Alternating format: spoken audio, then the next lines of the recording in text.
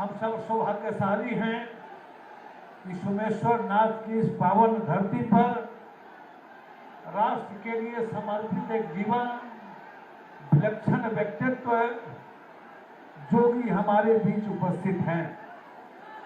आदरणीय जोगी जी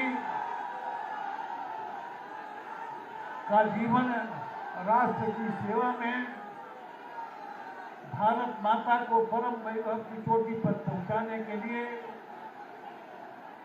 बाल्यकाल से ही अपना जीवन राष्ट्र के लिए समर्पित किया है।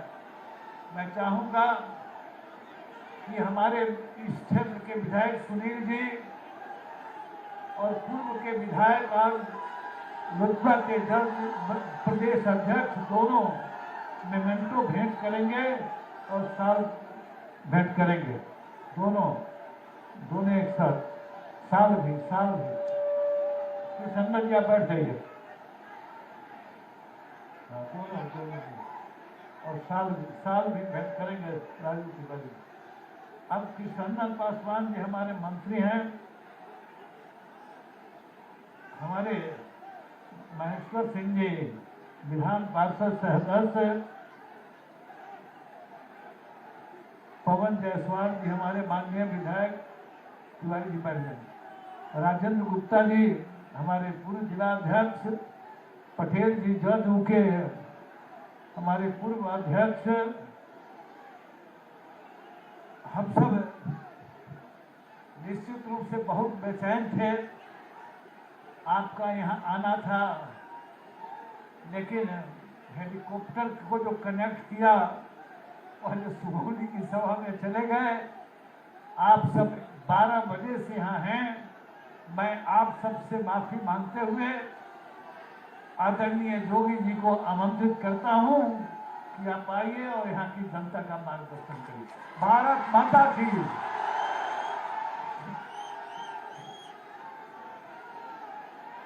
भारत माता की। भारत माता की। भारत माता की। वंदे वंदे वंदे। बाबा सोमेश्वर नाथ के पुण्य धराधाम पर मैं मोतिहारी लोकसभा क्षेत्र के आप सभी जनता जनार्दन के प्रणाम करत बानी।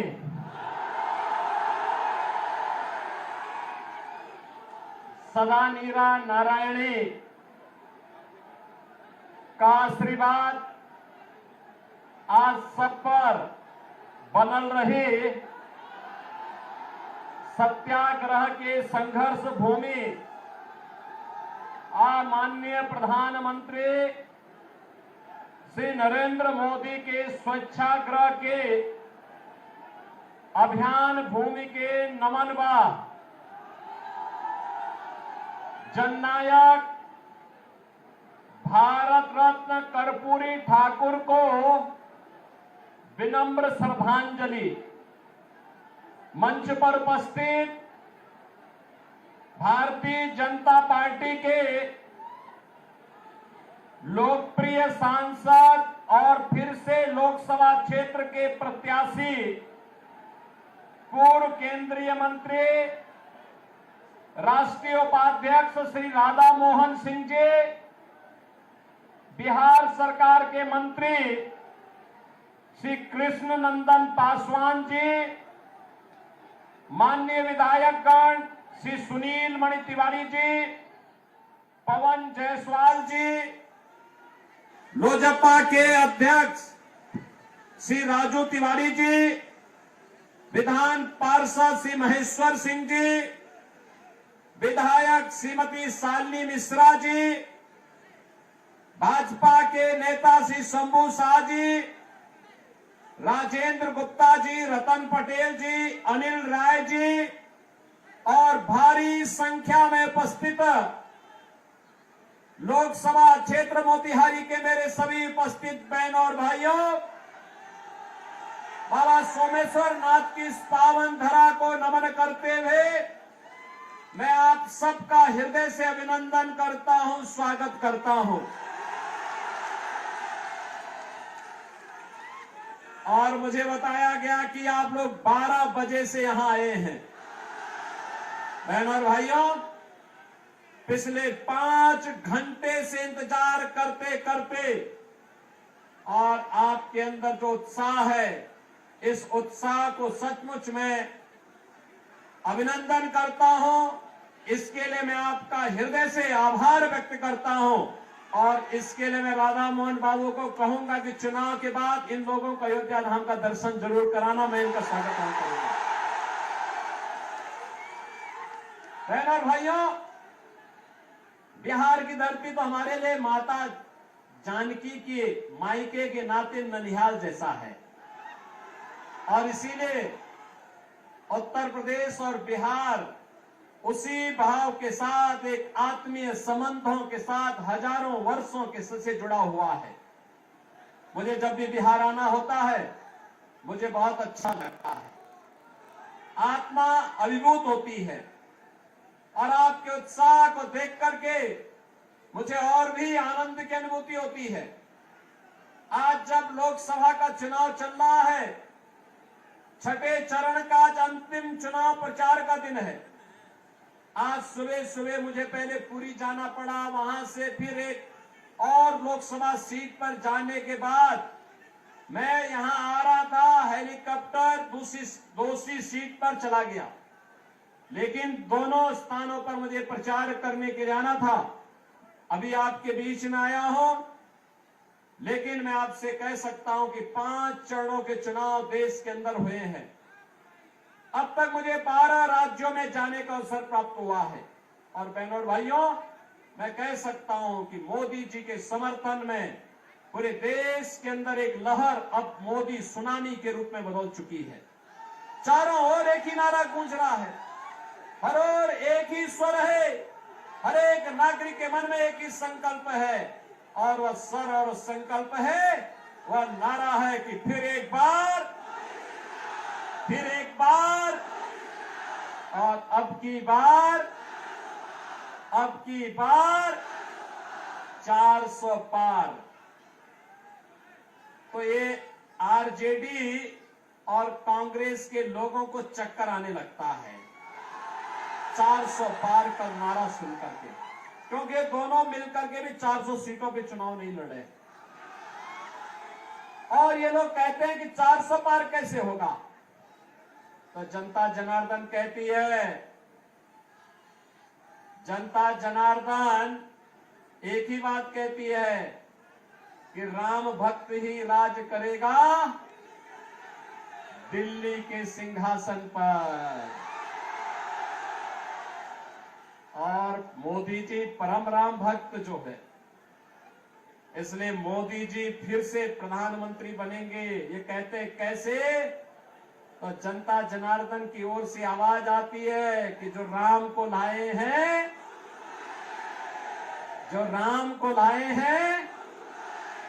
बहनों और भाइयों, मुझे एक बात बताइए, क्या ये कांग्रेस और आरजेडी के लोग अयोध्या धाम में मंदिर का निर्माण करा पाते क्या?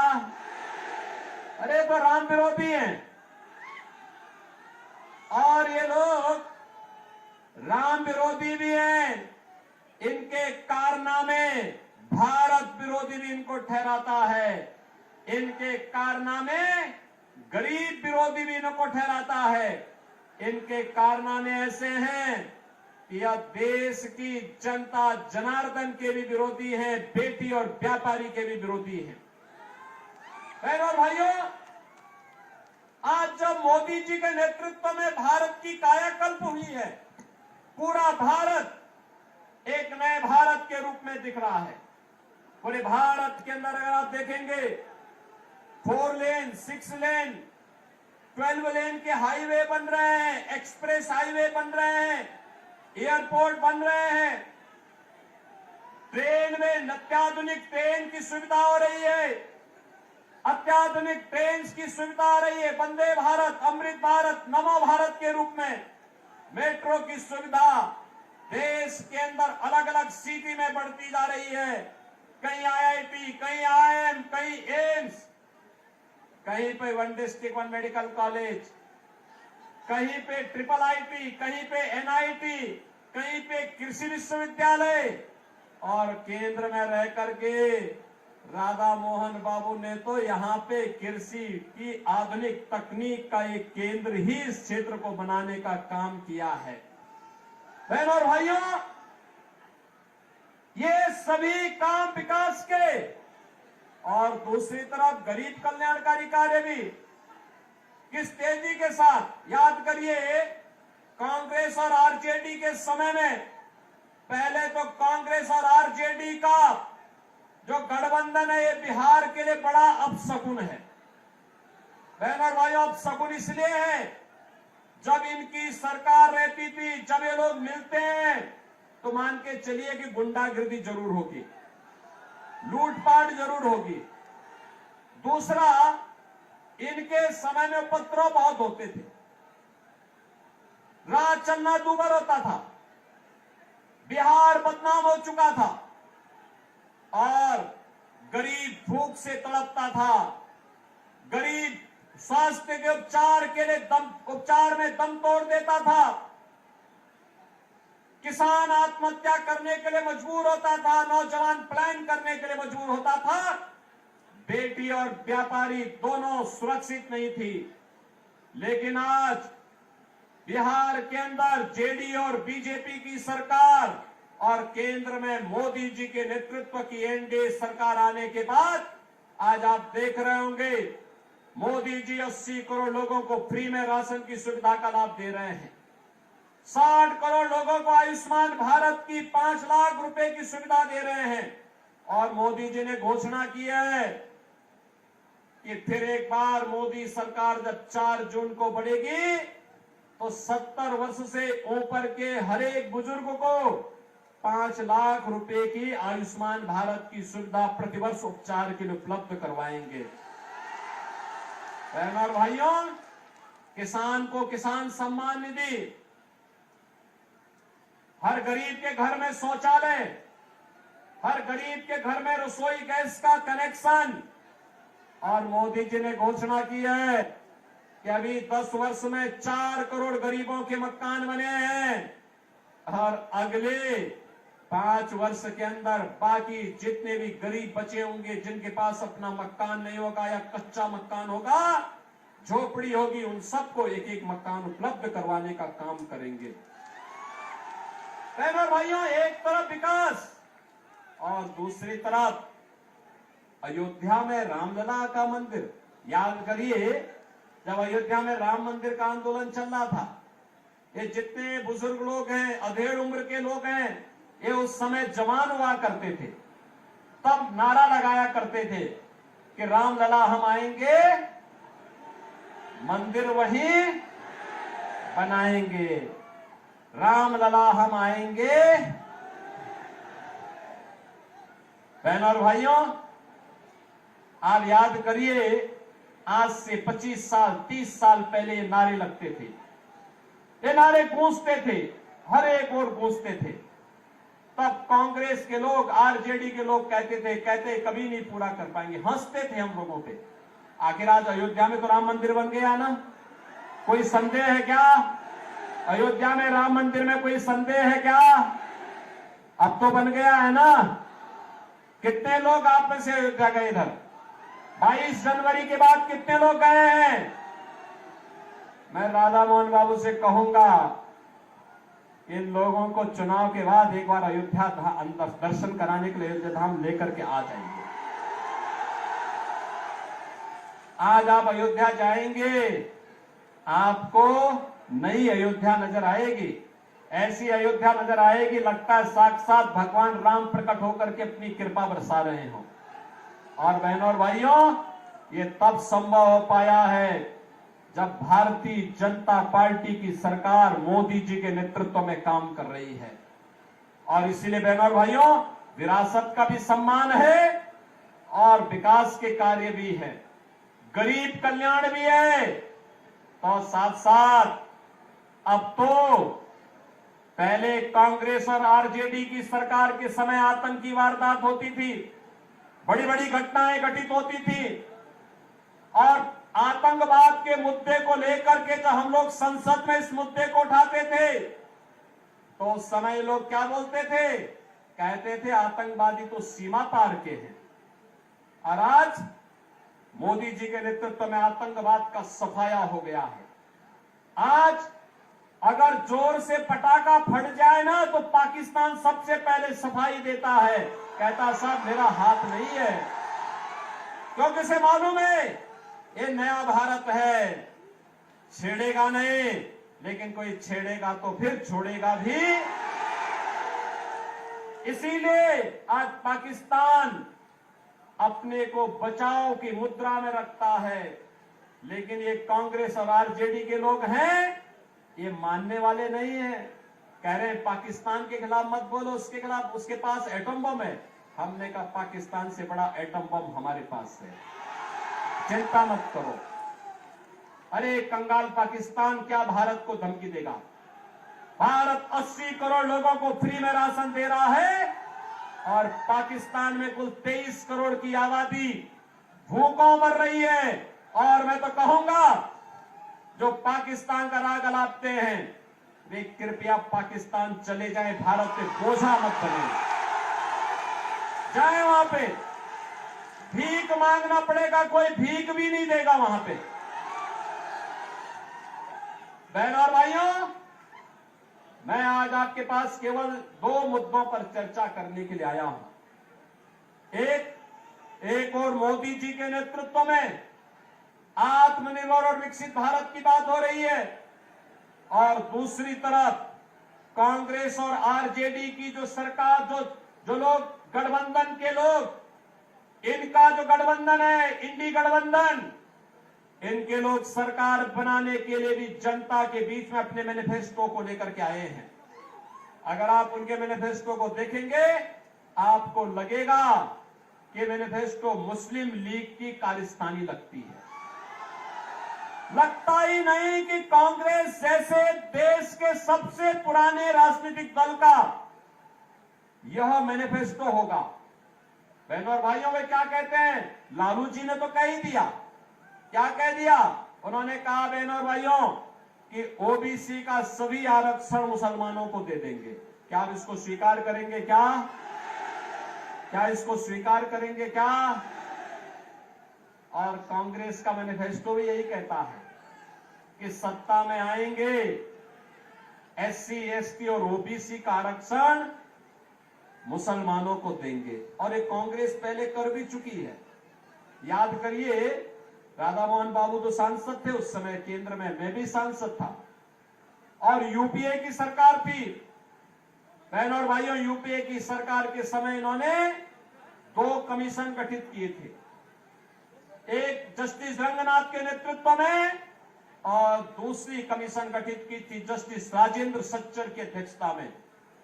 एक ने कहा था कि ओबीसी का 6% आरक्षण मुसलमानों को दे देना चाहिए। भारतीय जनता पार्टी ने विरोध किया था, कहा था कि बाबा साहब भीमराव अंबेडकर ने कहा है कि आरक्षण धर्म के आधार पर नहीं हो सकता और मुसलमान आरक्षण पाने का अधिकारी नहीं है।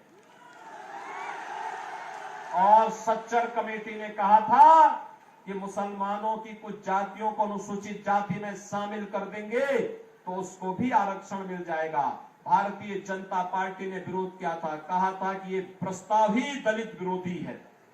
बहनों और भाइयों, आज मैं आया हूं आपसे कहने के लिए, एक तरफ आपके आरक्षण पर सेंध लगाने की तैयारी आरजेडी और कांग्रेस कर चुकी है, लेकिन भारतीय जनता पार्टी इनके मंसूबों को पूरा नहीं होने देगी। और दूसरी तरफ इनका जो मैनिफेस्टो है वह कुछ अन्य खतरनाक बातें करता है। खतरनाक बात, एक कहते हैं हम विरासत टैक्स लगाएंगे। विरासत टैक्स का मतलब आप जानते हैं बहनों भाइयों? विरासत टैक्स का मतलब आपके पूर्वजों ने, आपके बाप दादों ने जो संपत्ति अर्जित की होगी, खेत लिया होगा, मकान लिया होगा, मकान बनाया होगा, बैंक में कुछ पैसा जमा किया होगा, कुछ जेवर लिया होगा, इसका ये लोग सर्वे करवाएंगे। और कांग्रेस और आरजेडी के लोग सर्वे करा करके फिर इसमें से आधा ले लेंगे।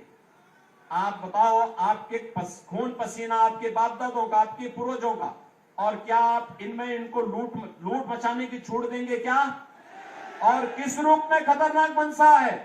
अगर आपके 2 कमरे का घर है, एक कमरा आपके लिए रखेंगे, दूसरे को कहेंगे भाई तो खाली करना पड़ेगा वरासत टैक्स के नाम पर, और वरासत टैक्स के नाम पर उसको खाली करवा करके किसी पाकिस्तानी, किसी बांग्लादेशी और किसी अफगानिस्तानी मुसलमान को दे देंगे। अरे क्या करने जा रहे हैं ये लोग? यानी वरासत टैक्स, ये औरंगजेब की आत्मा घुस गई है इनके अंदर, औरंगजेब की आत्मा। बहन और भाइयों, औरंगजेब मुगल काल का सबसे क्रूर बादशाह था। मुसलमान भी अपने पुत्र का नाम औरंगजेब नहीं रखता, क्योंकि औरंगजेब ने सबसे पहले अपने भाई की हत्या की, फिर अपने बाप को कैद करके एक एक बूंद पानी के लिए तरसाया था। अगर औरंगजेब की कारस्तानी देखनी है तो पटना की खुदाबख्त लाइब्रेरी में जाकर के पढ़िए। वहां पर इसका बाप शाहजहां, जिसने आगरा का ताजमहल बनाया था, शाहजहां कहता है कि किसी को औरंगजेब जैसा पुत्र न पैदा हो, क्योंकि इसने मुझे जीते जी एक एक बूंद पानी के लिए तरसाया है। वो कहता है इससे अच्छा तो हिंदू है, अपने बड़े बुजुर्गों का सम्मान करता है और मरने के बाद उन्हें श्राद्ध और पितरों को तर्पण देकर के उनकी तृप्ति करता है। बहन और भाइयों, औरंगजेब ने हिंदुओं पर एक टैक्स लगाया था, उसका नाम था जजिया कर। क्या नाम था? जजिया कर। और जजिया कर क्या था? हिंदू या तो जजिया कर दे और नहीं तो मुसलमान बने। और आज कांग्रेस भी वरासत टैक्स, ये जजिया कर ही है इनका। क्या आप ये जजिया कर कांग्रेस और आरजेडी का लगाने देंगे क्या? लगाने देंगे क्या? तीसरा, इनके द्वारा कहा जा रहा है कि हम आएंगे तो पर्सनल लॉ लागू करेंगे। पर्सनल लॉ का मतलब जानते हैं आप? पर्सनल लॉ का मतलब तालिबानी शासन को फिर से लाना। बेटी स्कूल नहीं जा पाएगी, महिलाएं बाजार नहीं जा पाएंगी, बुर्के से बाहर नहीं निकल पाएंगे। कहां ले जाना चाहती है कांग्रेस और आरजेडी? बिहार को और देश को। और चौथी खतरनाक बात कहते हैं, अल्पसंख्यकों को खान पान की स्वतंत्रता देंगे। खान पान की स्वतंत्रता का मतलब उनकी रुचि का खान पान। अरे जो बहुसंख्यक खाता है वो अल्पसंख्यक भी खाता है, कोई भेद तो है नहीं। एक मुद्दे पे भेद होता है, जब कोई मुसलमान गौ कसी करता है, गौ हत्या करता है, हिंदू उग्र होकर के सामने आ जाता है, कहता है जन्म जन्म का नाता है, गाय हमारी माता है, कहता है ना। और ये कहते हैं कि हम उनको अब गौ कसी करने की छूट देंगे। क्या आप देंगे क्या कांग्रेस को वोट? अरे राम जन्मभूमि का मंदिर बना के जो पुण्य अर्जित किया है, वह कांग्रेस और आरजेडी को वोट देकर के पाप में मत बदलना। बहनों और भाइयों, मैं यही कहने के लिए आज आपके पास आया हूं। इसीलिए मैं आज आपके पास आया हूं कहने के लिए, राधा मोहन बाबू जैसा सीधा सरल, राधा मोहन बाबू जैसा सीधा सरल लेकिन आपकी जनता के लिए समर्पित व्यक्ति जिस भाव के साथ कार्य कर रहा है, वैसा राजनेता मिलना अत्यंत दुर्लभ है, दुर्लभ। और इसलिए बहनों और भाइयों, जनता की अदालत में हम लोग आए हैं आपसे कहने के लिए, एक ही बात कहने के लिए आए हैं कि हमें राम विरोधियों को भी नहीं आने देना है, हमें जजिया कर लगाने वालों को भी नहीं आने देना है, हमें वीआईपी कल्चर वालों को भी नहीं टिकने देना है। समझ लेना। अब मुझे बताओ, रोज रोज तो सौदेबाजी करते हैं, सौदेबाजी करते हैं, रोज पलटी मारेंगे, सौदेबाजी करेंगे, क्या आप इनको आने देंगे क्या? और फिर गौ कसी को प्रोत्साहित करने वालों को क्या आप आने देंगे क्या?